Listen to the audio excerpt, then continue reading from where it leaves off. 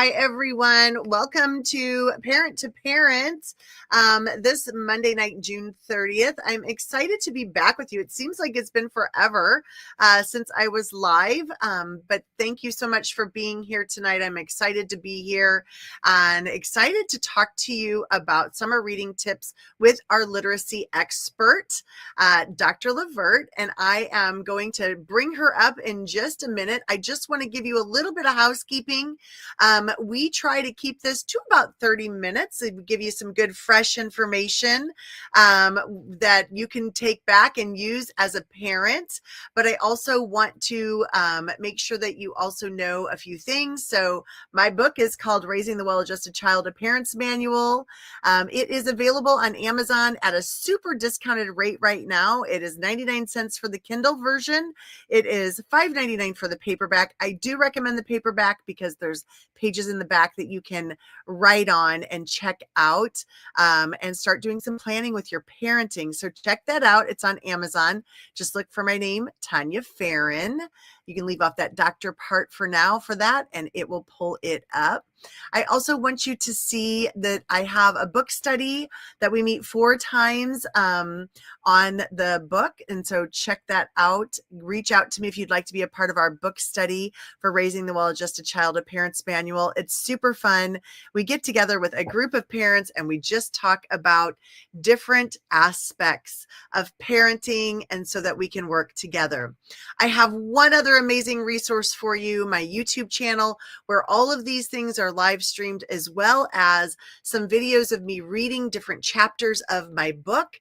And so check that out. You can go to Parent Talks, or you can go to the show notes on LinkedIn here, and you'll be able to see that, and you can subscribe to it so you don't miss anything with that. I also want to show you the website, Creative Living Ideas. So I am the owner of Creative Living Ideas, and this is also where you can sign up for Parent to Parent. So you can put some information in here and I'll get you joined with us in our next session talking about our book, Raising the Well-Adjusted Child, a Parent's Manual. So my goal is to get you as many resources out there, parents. And today we're talking with literacy expert, Dr. Gwendolyn Lavert. Welcome, Dr. Gwen. How are you? I'm doing wonderfully well. Thank you for the opportunity. Yes, I'm excited to have you on the show. As soon as I started this, I immediately thought, I just want Dr. Lavert to be on here. I just love your energy. I love the things that you are doing. So tell everybody a little bit about you. Well, I've been an educator for 30-something years. I hate to say 30-something because it just seems like 1 year, 2 years, but I've been in education as a teacher first. And that's my first love, being in the classroom with kids. And then from there, I moved into the district literacy coach. And I trained all of the district, over 5,000 kids. And then I moved from there to an assistant principal, a principal. I became a curriculum director. And then I worked for publishing companies, Pearson, some of the major publishing companies, going in and supporting teachers. And then finally, I finished up my doctorate in leadership. I met Dr. Ruben Feuerstein in 2004. So I went to Paris and learned how cognition played a major role in early literacy. At that time, I was a professor at a university and I taught early literacy, secondary literacy, and leadership in the master's program. I spent 7 years in the Middle East, working in Dubai, Oman, and Sharjah. And so I worked with teachers, training them in being literacy experts. And then from there, I've been writing children's books, some major children's books. These are Coretta Scott King. I've got a Parent Choice Award. I have to have a Parent Choice Award. I've got The Barber's Cutting Edge and several others. Reading Rainbow is one of my favorite ones. So in the mix of my teaching, I've been writing. And my new book is Who Says I Can't? Who Says I Can't? It came out beginning of the school year. So it has a 4-year plan to turn reading around in your district. And so then I came back to the United States and took a low performing school. And in 1 year, we moved that school from an F school to a B school. But we had to have the support of the parents. So that's I've been working with a lot of parents, really, and so I have a book that's going to come out soon. Is finding books for children and families. So that's a part of what I've been doing all these years. I love that. That is incredible. Doing great work. I always tell everybody also, I'm a teacher. I'm an educator. I always say I'm an Yes, educator. No matter what role I am doing, I am educating. That is yes, just in your blood. And I'm at that 30 something years as yes. well. So I hear you on that one. But we have a lot to offer. You know what I mean? We've been through a lot. We've learned a lot. We've got a lot to offer to people. And so please make sure that, those of you that are listening, sometimes we're talking to people who maybe feel like they don't need this information. Will get this information to somebody that does need it, because That's important. believe me, the parents in this world need this support and help, and this is free information for them. So let's get this to them in their hands. So thank you, Lisa Fevick, for joining us tonight. And anybody else that's in there, please drop a hello. Let us know where you're from. We're happy to have you join us tonight and talking about fun things. So let's talk about this. So why do you think summer reading is important for students? Oh my gosh, it is so important because if you've worked in low performing schools, you know our children are off, but many of their parents are still working. And so Mhm. we have to have something for parents to help their children with, especially if they 80% at the very beginning of my last school, I had 80% of my kids who were not reading at grade level proficiency. And all the data points to the fact that if they're not involved in reading during the summer, they can be 3 years behind, 2 to 3 years behind. And by the time they get to fifth grade, they're about 5 years behind. So you can see the importance. So I have my bag. I thought I'd bring my bag because every year that I'm in a school, a parent has to come to a parent meeting and then they leave with this bag of goodies. So I'll talk about the goodies later. But Okay. but it's very important that kids are reading, and many of them don't like to read if they're struggling. If they're coming from a Mhm. community of strugglers, then they will not want to pick up a book. And then many of them are not at home all the time. They're with grandma, papa, auntie, who is not really an aunt. They're with other people.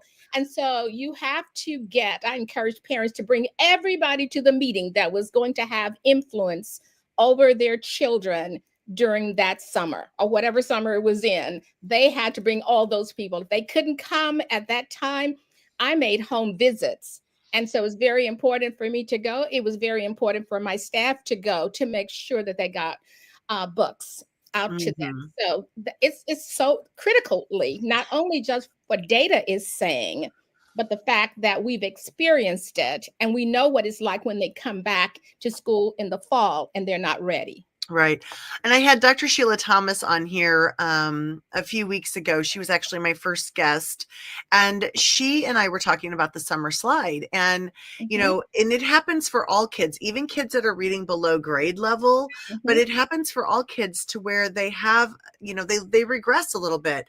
And if we are teaching and if we're supporting that reading at home for our kids, then when they come to school, then they can start right where they left off the end of the mhm. summer.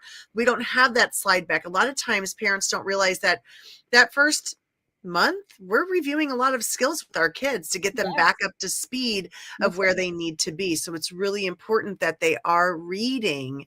And Yes. you talked about some of those challenges that families face with like encouraging their kids to read over the summer. Usually kids that are struggling readers don't like to read. I mean, I'm not a good basketball player, so I'm not going to want to go play basketball for kicks, right? Mhm. To improve my skills. So I kind of think of that as a reader. So that's a first challenge for kids or for parents to have. A lot of parents are busy. A lot of parents work nights, they work multiple jobs. Mhm. Yes. They may be working a job and cleaning houses or, Mhm. flip-flopping hours, things like Mhm. that. That's a common challenge. I had a Whoever's parent the who had 3 jobs, and she was Yeah, going from job to job to job, and she'd to drop them off survive. at a daycare. I wanna say one thing, I not only had marginalized children, but I had wealthy families mixed up in all of this. I had Sure. one family, the father was, they had millions of dollars, and they always had nannies back and forth, Sure. back and forth. And so the kids normally have the nannies wrapped around their fingers. So that's a major part of it. So I just, Right, exactly. And so there are different dynamics, right, of Mhm. children. It doesn't have to necessarily be, poverty level children that are struggling to read. It's all demographics. There's kids who have struggles with reading. It can happen. So that is for sure something to do. I love that you invited their village. We've talked a lot about in my other groups that I'm having live streams with, of bringing that parenting village, and bringing them together. And that's also a challenge, right? Oh You my. may want the mother may want the person, let's say it's a grandma or a grandpa, to help support this reading, and they don't think that that's important. Maybe Mhm, maybe they want them to be a baseball star, so we're just going to practice getting them to the batting mhm. cages or playing catch with them, but mom wants them to really work on their reading skills. So that those could be challenges. So what are some of those things that you kind of advise parents to when they're faced with some of those challenges? Well, number one, I make sure that not only as a principal, but also as a teacher, I make sure that I'm meeting with all of the parents one on one. Every parent I talk with, I go over the data with them. I talk with how far ahead they are, and then I talk, because it's so important to talk about their strengths. They may be low performing in some areas, but there are a lot of things that they have strength in. So we talk about those strengths that will really cause them to want to read. A lot of times they can read, they can call words. It's just the meaning that they're having problems with, the Mhm. comprehension. And so I just make sure that every parent is there. Even I had one little boy, his father was in prison. And the mother told me the time that he would be able to talk on the phone. And so he was there with us. So just bring, like you said, bringing in that village to talk to us about what their thoughts were. And I also wanted to know if there were members of the family who could not read, but the children were at their house all of the time, who Mhm. could stand for them when we had our meetings, who could, because mom was working three jobs, who could Sure. stand in Yeah. for that mom or that dad who was Yeah. not there, and help the grandma. And believe it or not, we were able to impact the grandparents to read because of the program. We also gave parents books for parenting, because not only are we looking at reading, but we're looking at Right. thinking first, and then we're looking at parents who need guidance all the time with their children, not only about getting up, staying up late at night because mom is coming in late, but we're talking about those things, getting them up, and also having them take care of a responsibility that's theirs. So journaling was not a lot. Mom's journaling, grandma's journaling. I found out grandpa was journaling. Everybody is journaling. So in my bag, I have a journal. And I think the spiritual part is very important. In here's the journal that every parent got, and there were stickers. So it's grandma's going to be in there. Every time they read, there was a sticker.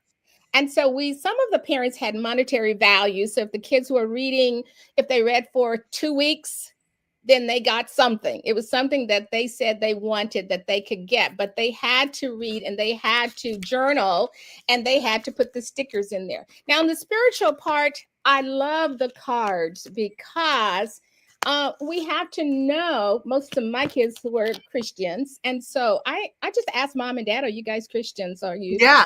Do you have a faith that you believe in? So whether it's Muslims, whatever it is, whatever your faith is, then we had the cards, and I love the one that says, whosoever gives heed to instruction prospers, and blessed is the one who trusts in the Lord. Proverbs 16 and 20.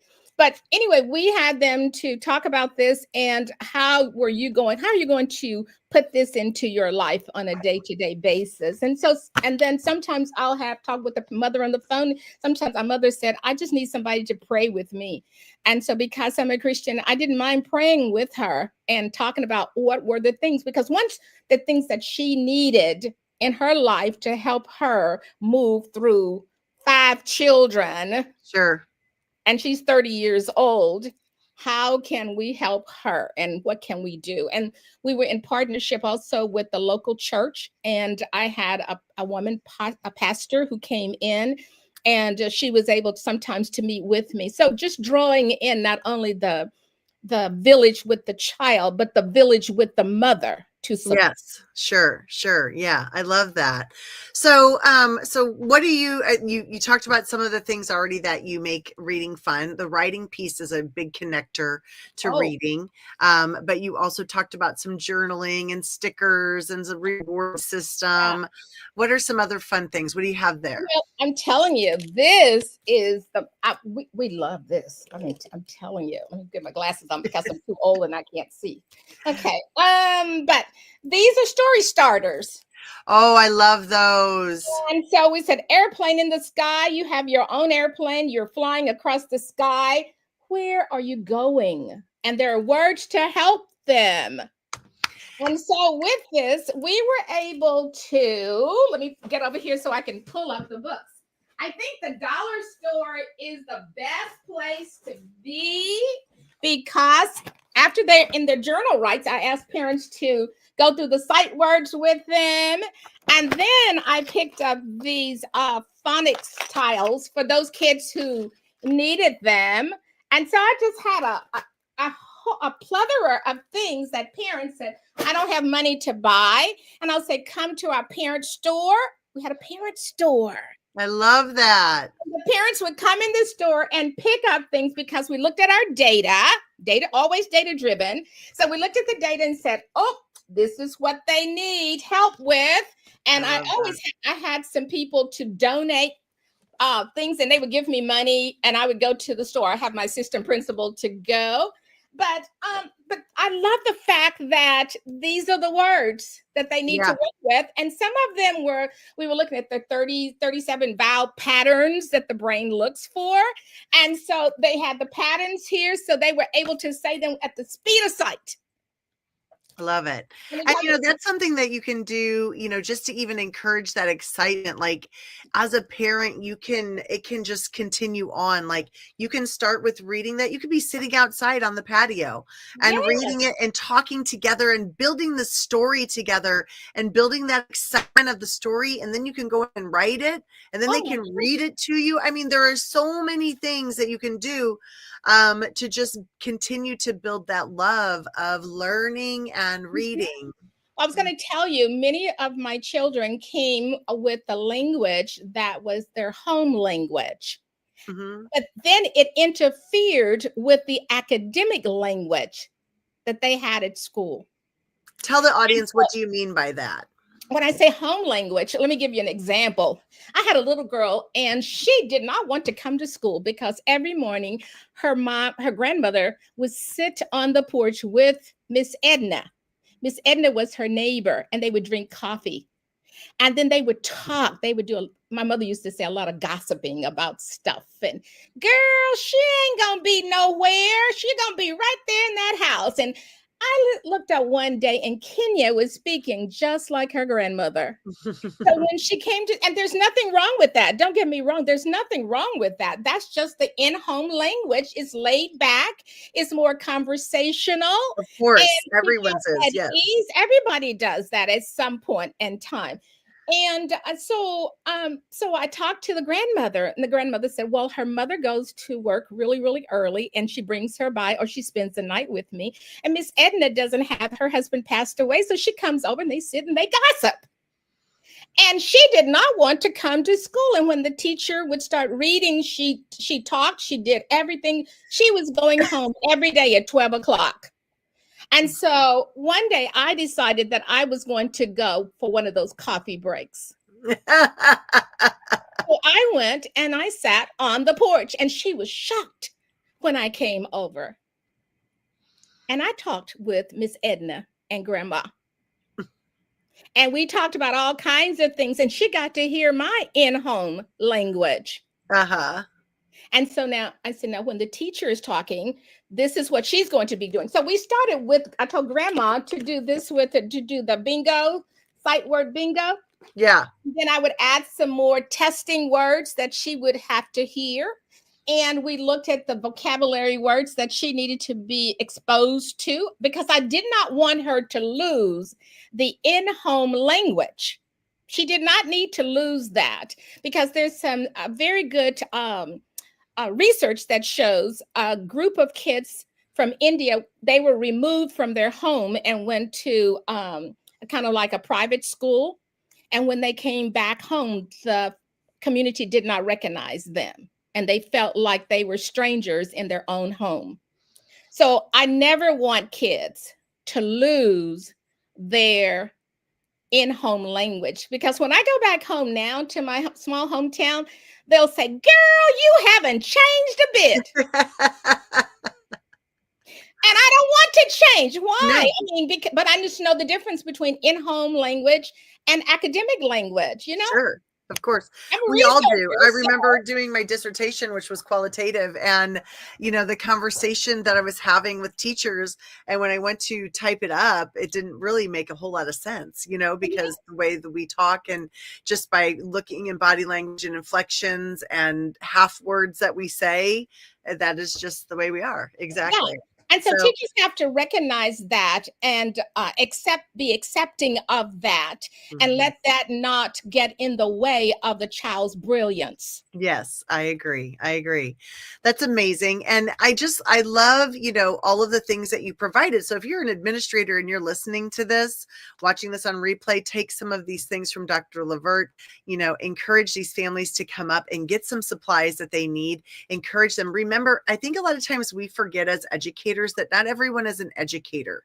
And to teach a child to learn how to read, we really have been trained as educators to teach children how to read and what they need to learn. And so making sure that we give that to parents is so important, and teach them what they can do and how to ask those questions to encourage their kids to continue to grow. There's also a lot of bonding ability with reading with your children. And as a parent, I oftentimes have parents who are very enthusiastic readers, and parents who are a little self-conscious about how well they read themselves. And, I always encourage them to continue it, because their kids love it, especially all age kids. But I'm just going to go to the littles. The littles love to climb up in your lap. They love the cuddle time. They love that time together. If you can find 10 minutes a day, that is a core memory for your kids that they're going to love. As a preteen, they love reading aloud. They love you being immersed in their books and finding out what they are reading. I love all of that. So what are some specific genres of books that you recommend for reluctant readers? Like, what is there anything in particular? Well, let me tell you, I'm always into where the kids are now. This last school, I'm telling you, I smelled something. I asked the janitor, "What is that smell?" We were having this big awards ceremony, and I said, "What is that smell?" He said, "Doctor," they call me Dr. G. "Dr. G, you don't know what that is?" He says, "That's that cheap marijuana." I said, "Oh, okay." And parents were walking on in, but it was in their clothes. One day I was standing outside every morning. I would stand out, say, good morning. And the door would open, a big puff of wind would come out. And the kids would run in. I said, "Hey, give me a hug." And they walk on in. And also feeling good about yourself, because every morning my hair has to be done. My nails have to be done. I have to iron my dress. And some of my kids wouldn't come that way. So my social worker, my counselor, and my assistant principal ran the Dr. Lavert boutique. And in the boutique, I had all kinds of clothes. So if the kids came in, the hair was not combed, or if it needed combing, that's what they did. And whatever they needed. Hey, Black child, do you know you can be what you want to be? What if you try to be what you can be? I get down in the music, down inside the music. I let it wake me and shake me and get down. This is Eloise Greenfield. And also Tupac. Tupac has a poem. People think that Tupac was a gangster. He was not a gangster. I mean, he tried to be, but he went to a major, and I can't think of the university that he went to, but he wrote The Rose That Grew in the Concrete, which is wonderful. And then I got this book, Hip Hop Speaks to Children, because I knew they knew all these people. So why am I not? Why aren't the teachers in making sure that they understand what's coming from their homes and the language that's coming in? Then all of a sudden, I will read stuff that I know that they need to write, need to hear. So I read Newbery books, Caldecott books, all the major books. But I also throw in those things, and Lamar Kendrick. That's who they love. Lamar Kendrick's. Why am I Little Wayne? Little Wayne has some. People said, "Oh, you read Little Wayne?" And when I was talking to my kindergarten teachers about reading aloud, I mean, it's important for them to read things that kids are, especially if they. I can't say this. I better not say that, because all kids love rap music. I'm not a rap person. And you would think that with me sitting here that I really love it, but that's not my genre. but they do. And I'll ask them. They said, Dr. Lavert, there's a clean version of that. I remember playing a song of Janet Jackson. I didn't use the words, just the music. And they didn't know what it was. They were moving around. I said, you can move if you want to. And they moved around. They did all that. And I said, well, whose song was that? They said, I don't know. Okay, I've turned that off. And then I had the words printed, just like I have it here. Had the words printed. I said, let's go over this. First, I want you to circle all the words that you know. And I want you to look at we were talking about vowel patterns. I said, I want you to circle all the patterns in the words that you know. And they circled all the patterns. And by that time, they knew all of the words. What are the sight words that you know? They had put it in yellow. They did all of that. By that time, I said, now I'm going to read it, and you're going to echo it with me, echo reading, putting them in a comfort zone, because I'm not reading all the time. It's just like writing. Sometimes I have to hold the pen, and they tell me what to write to put them in a comfort zone. So anyway, I would do that. And then finally, I'll say, we're going to do choral reading. And they would do the choral reading. And then by that time, they were ready to go into their small groups. And I gave them the 6 thinking caps for questions. I love that. So I gave you several things about what I liked and how I did it. And then we're reading, making it comfortable for them. And then I gave the 6 thinking caps. I'm not going to go over that because of time, but I may talk about the black hat, the caution hat. Well, we may just have to have you back again. Go ahead and read about the caution hat. Go ahead. Okay. The caution hat is, I'm telling you, when I started, I had 3/4 of my third graders who were not reading. By the end of the year, 95% of them were reading at grade level. Caution. What are the problems here? Did you spot any danger? What is danger to you? The story said, sometimes I feel like a chained dog. That's the book, Just Juice. And I asked the kids, I said, what does that mean? What was unfair about Papa? Because he was never able to keep a job. So what was wrong? What was unfair about this? And I read an incident where Papa got into an argument. This is for third graders. Got into the argument with the boss. But what mistake did he make?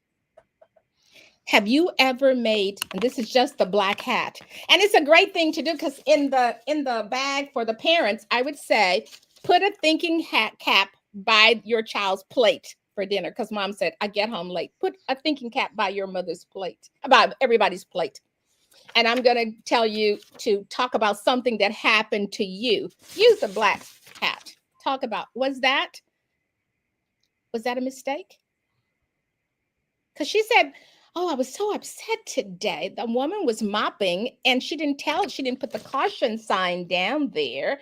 And I walked past it and fell. I was so mad. And she was like, oh, she knew she'd made a mistake. I knew she had made a mistake. What are some of the things that I could have done? Imagine a new ending. What would have happened if she had put the sign there, which is the green hat, the blue hat? What am I thinking? What are you thinking when I tell you that I failed? Oh my gosh, the table just blew up. The evening table just blew up. What are you thinking? What has helped you the most in hearing this story? I That we love need to stop and think. So we need to bring the thinking part in, the cognitive part into the reading. So reading is not just reading, but it's cognitive. That's what Dr. Feuerstein talks about, that the brain can be changed, and it can be changed in reading. So these Oh 6 my steps gosh. are perfect. I love it all. Love it all.